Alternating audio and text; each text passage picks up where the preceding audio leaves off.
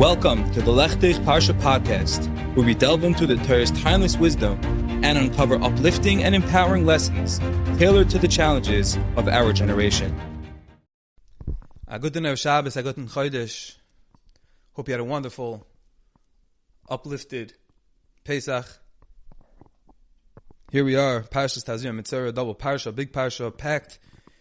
But the main focus is on the different Nigayim, the Tzaras, Lashon Hara. So I'd like to hone in on that inyan.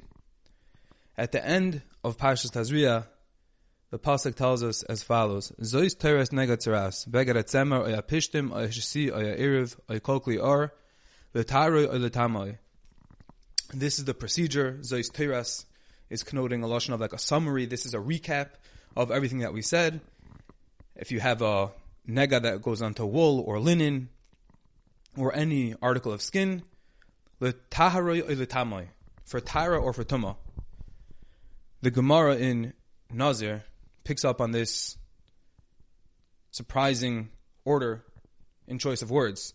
The taroi or the tamai. First, the pasuk chose tahar, and then it chose tumah.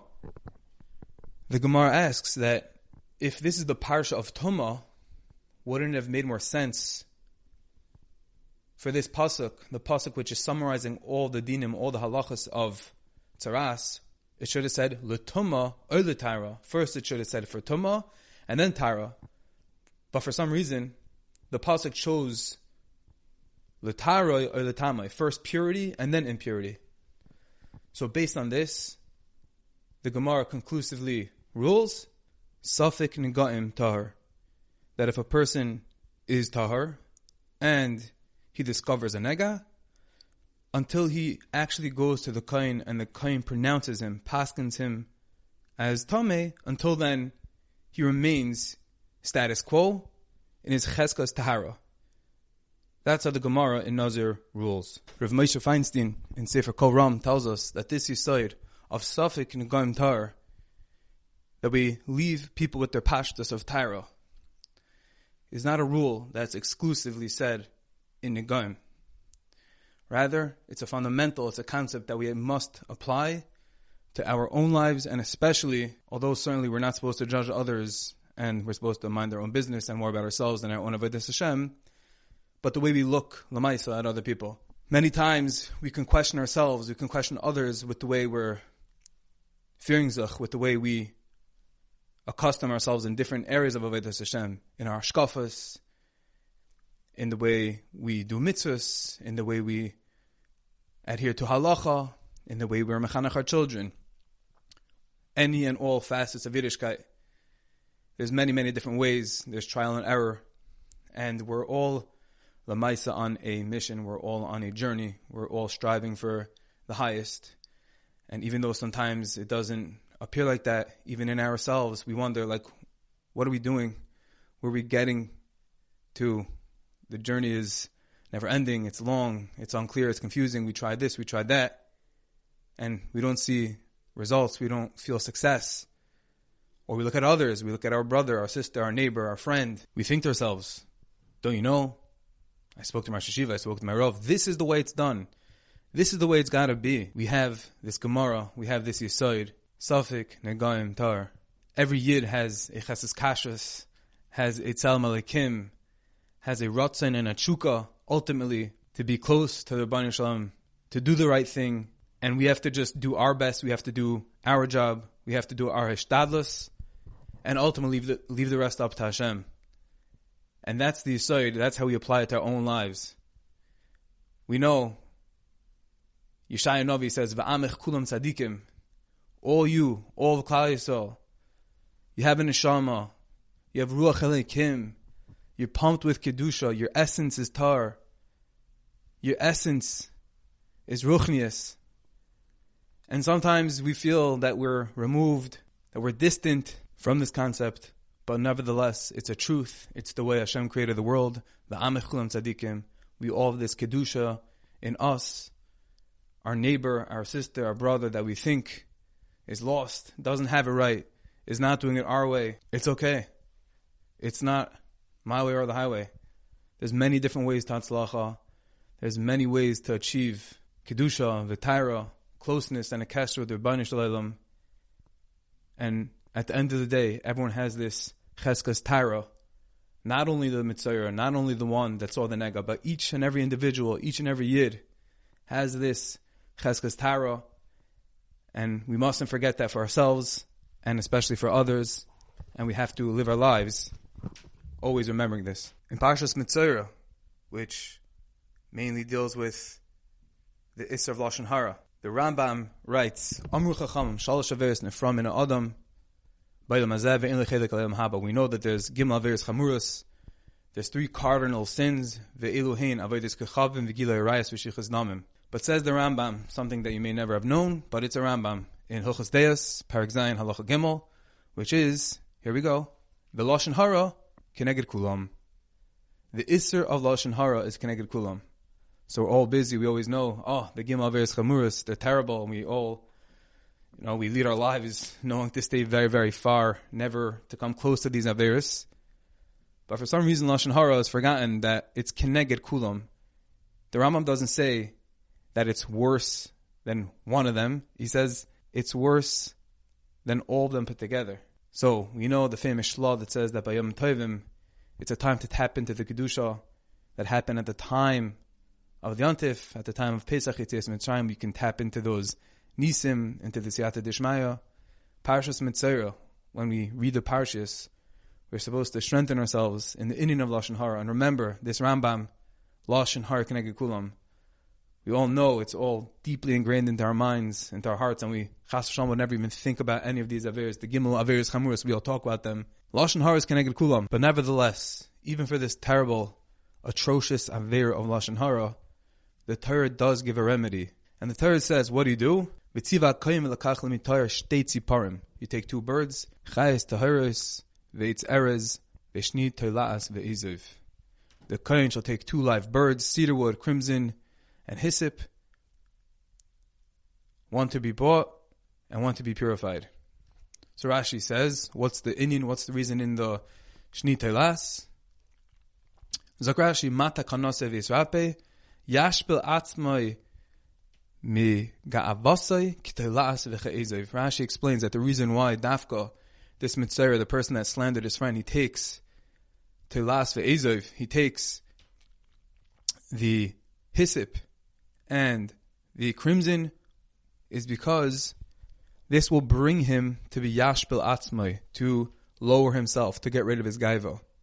So the question is, what does gaiva have to do with Lashon Hara? So to that, the answer is simple. The answer is that the only reason, the only way a person could come to say Lashon Hara is if he believes in himself. He believes in that the whatever good that he sees in himself is him. It's it's his own might that brought him to this good. He becomes gaivadik, he becomes haughty. And only because of that, he's able to say, I'm great, I'm awesome. And my friend who's not as great and awesome as me, I'm going to put him down, I'm going to slander him, I'm going to ba'avel him.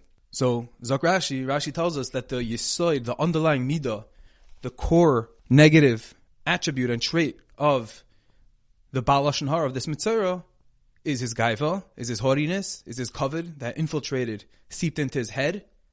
And Hitaka thought he's great. He didn't realize that it was just a matana from Hashem. And therefore, he has to bring these teilas ve'ezov in order to crush, in order to remind him that he's not so great, in order to remind him that he's nothing greater than shni teilas. Teilas is from the lashon of teleia, like a worm. And when he brings these to the Kohen, he'll remember, I'm not so great. I'm not as good as I thought. And I shouldn't have said Lashon Hara, because at the end of the day, Hashem created everybody with their midas, with their techunas, with their characteristics, and I am no one to put anyone down. We're all the same. It's all God-given, and who am I? And that's why he brings these karbanos. The Mishnah in Pirkei Avos says, Hevi me'oid shvar ruach. Be an exceeding shvar ruach. Make yourself very, very low. The Rambam on the Mishnah, in Pirsha Mishnayos, explains that even though in Hilchos Deis, the Rambam, talking about himself, wrote that by all other midas, by all other bad attributes, a person has to slowly move away from the bad midah. But when it comes to gaiva, you have to be extreme. You have to go to the other side completely. And the reason is, says the Rambam, because this Avera of Lashon Hara is the most grave, terrible, brazen Avera of all Averas, because ultimately it's your gaiva, it's your kavod, and ultimately the core of that is a lack of bitachon, it's a lack of Hashem. And that's why the Rambam writes that a person who says Lashon Hara is kaifer be'ikr. It's a very strong Lashon. It's as if he doesn't believe in the Rebbeinu Shalom. A person who says Lashon Hara, yes, it's as if he does not believe in the Rebbeinu Shalom. And as we explained, the reason is because you're believing in yourself. You're believing that you're great. And who are you to say Lashon Hara about someone else? Hashem creates the world. Hashem is moving all the pieces. And if you don't like something, you don't like someone, who are you? And that's why a person who says Lashon Hara, Zok the Rambam, is a kaifer be'ikr. And therefore, the only way to uproot this terrible midah is, as Rashi told us, is with shiflus, is with lowering ourselves down and making Hashem greater in our eyes and realizing that He's the Kol Yachol and we're nothing. And that's the only way, that's the only remedy, and that's why the Baal Lashon Hara brings these karbanos, to remind him of this truth. And that's pshat in the Mishnah, of course, heavy me'oid shvar ruach. It's not enough to be a little bit of a shvar ruach. It's not enough to distance yourself a little bit from this avera. And that's why the Mishnah in Avos says, heavy me'oid shvar ruach. I want to conclude with an amazing story I saw. The Indian of Shiflus, the Indian of Gaiva. Once, Reb Chaim Volozhin and his brother, Reb Zalman, were walking, and they reached an inn, and the innkeeper came, cursed them, made fun of them, and after all, he didn't even give them a room in the inn. They left, and Reb Chaim Volozhin was shocked when he found his brother, Reb Zalman, crying. And he went to his brother, he said, Reb Zalman, my entire brother, are you so sensitive to the words of the innkeeper? You're a big tzaddik. You're a Talmid Chacham. You're a Shemayim. How could it be that its futile, silly, trivial, meaningless words had any effect on you? You know your greatness. You know you're a tzaddik. Why on earth are you crying? And to this, Reb Zalman Volozhin responded. He said, I'm not crying from the words of the innkeeper. Of course those didn't hurt me. I'm crying that they had even the slightest effect, that I should think twice about my greatness, that I should think twice about my kavod. I'm crying that such a thought even crept into my mind, and for that I cry. We spoke about Safek Negam Tar, we spoke about the Cheskas, Kashas, the Taira, the Kedusha of every Yid. We should all remember that for ourselves and for others. We spoke about the Amech Kulam Tzadikim, how each one of us, the essence of each and every Yid, is exploding with Kedusha, is exploding with Ruchnius, and that's deep down what we all want. And lastly, we spoke about Lashon Hara. We spoke about its severity. We spoke about its chaymer and how much we have to distance ourselves from that. And of course, we spoke about Shiflos and Gaiva. We spoke about how when we're mashvil ourselves, when we lower ourselves down, we're ultimately bringing HaKadosh Baruch Hu up. May we all be zeiche to reach the underlying yesod of all of these different inyanim that we spoke about, which is kirvas Hashem, which is getting closer to the Rebbeinu Shalom, and always merit to see and feel His love and kindness. I thank you all for listening. I hope you have a wonderful Gebench de Chodesh and a good Shabbos. I thank each and every one of you for listening. I hope you enjoyed, and I wish you a wonderful Shabbos.